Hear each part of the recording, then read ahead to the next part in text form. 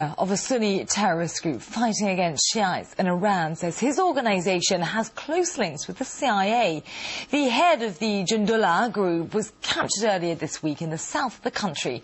Abol-malik Rigi says he met the US agents in Pakistan who promised support for carrying out terrorist attacks in Iran. The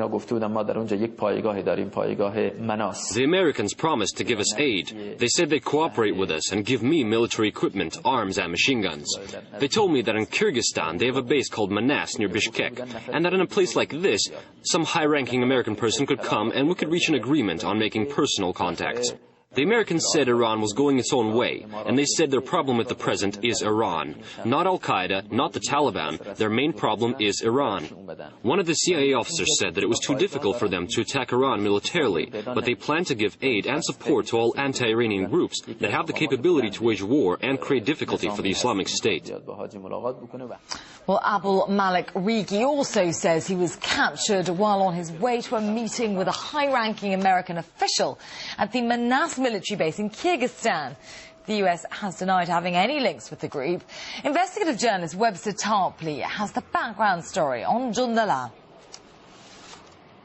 This is Jundullah, or the Rigi brothers organization. It's a family firm, you might say, which operates as a terrorist organization. It's widely thought to be based in Pakistan, but it operates in Iran on the other side of that border. And it's also thought to engage in a lot of smuggling, drug running, and now they've branched out into terrorism. They've blown up a mosque, killing 25 people a couple of years ago.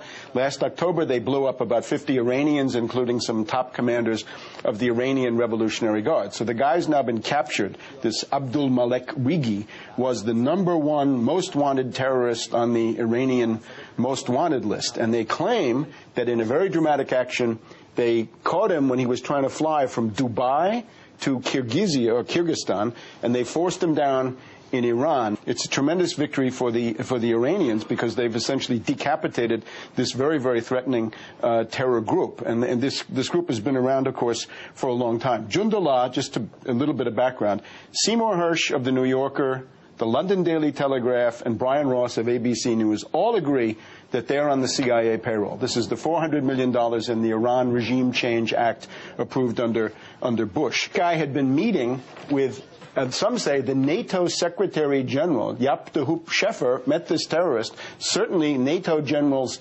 in Afghanistan, so they operate as an arm of NATO strategy in the entire region. Investigative journalist Webster Tarpley talking earlier in our Washington studio.